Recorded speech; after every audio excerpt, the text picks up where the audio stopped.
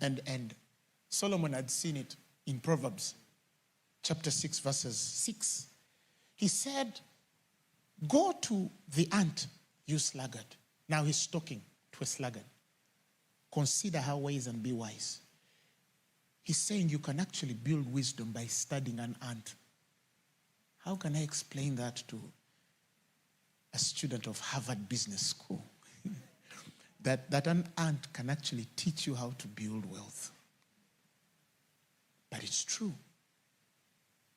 Not all of us are going to build wealth the other way. Some of us are going to study this ant. You get it? And it says, they have no guide, no overseer, or rule. But the Bible says there is no how to provide their meat in the summer and gather their food in the harvest. He says, how long will you sleep, O sluggard, when you rise out of will you rise out of thy sleep? This is not just physical sleep. This is spiritual. But some of us, our spiritual eyes, our spiritual intellect, our spiritual ears are shut from the wisdoms that could have actually positioned us in some of the greatest successes of life, because sometimes we are short-sighted. We only deduce life from what can be hypothetically explained and asserted. And he says, a little sleep and a little slumber, the folding of hands to sleep, so shall thy poverty come as one that traveleth, and thy want as an armed man. And again, I repeat, this is not physical sleep, because I know men who sleep very long, but they're wealthy. And I know men who don't sleep and they're poor.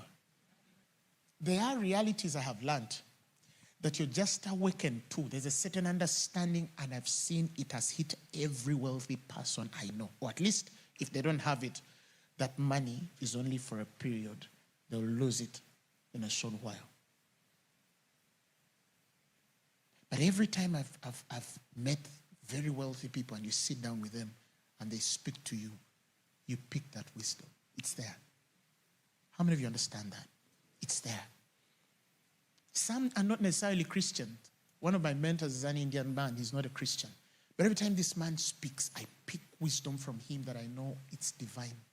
It's not from a book. But every time he speaks things, he has the power to make things work. He can make a king out of nothing.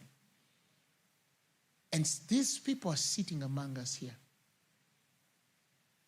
They're going to share lunch with you. Your next success perhaps could come from an ant somewhere here. Are you following what I'm saying? Wealth can come even from the least expected places. He taught us about the power of preparation. Today I see it in the books. But for us who have studied the scriptures, it's an old thing. Proverbs 24 verses 27. Prepare thy work without and make it fit for thyself in the field, and afterward build your house. When you study the Hebrew there, he's talking about building a home, getting married. He's telling this young man, before you get married, there are things you must do. But also, it could also mean here, house this business. He says, prepare thy work without, make it fit for thyself in the field, and afterwards build thy house. That there are certain entities that are built after a certain pattern of preparation. And some of these preparations, in part, sort of make your business effortless, because you have learned principles. It's like, let me give us a simple example.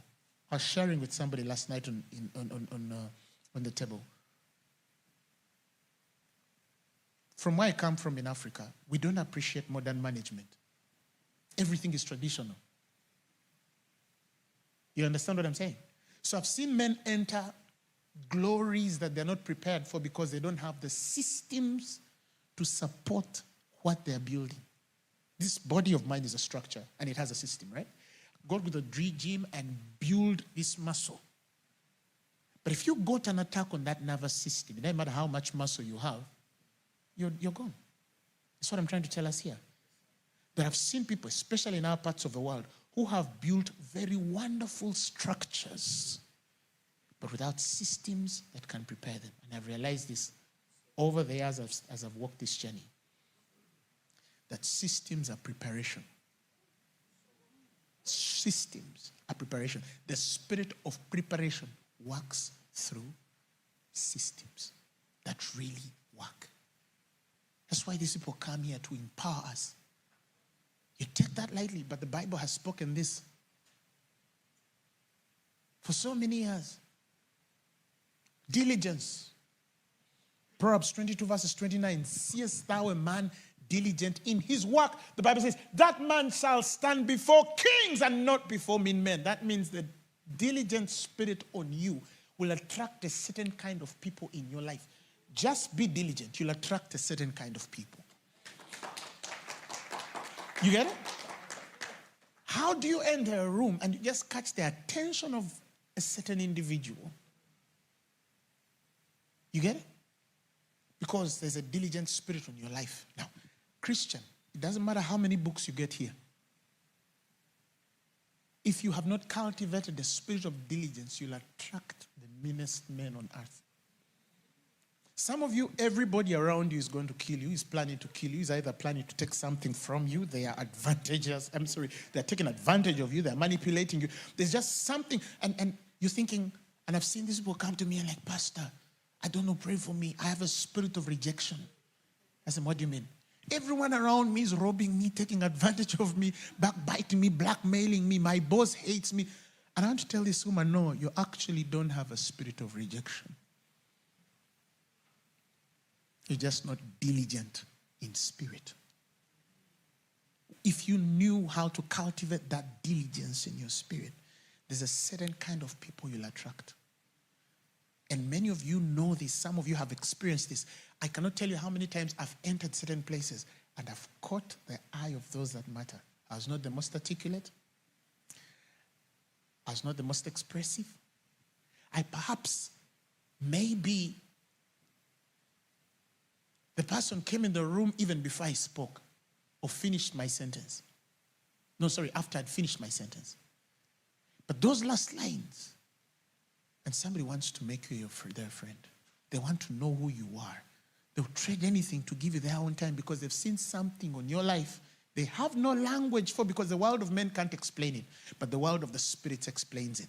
This is a diligent person. Exercise some diligence on your spirit. And diligence is defined by disciplining the self. Disciplining the self. Taming yourself to some sort of discipline. Even to manage these little small things called time. Time, just to manage your time. I tell people for the last 15 or so years of my life, I study almost 6 hours a day. This is something I live every day. That's just how my God, you're going to take me in quantum physics, you'll find I know something. I don't know everything, but I'm learning. Some I forget.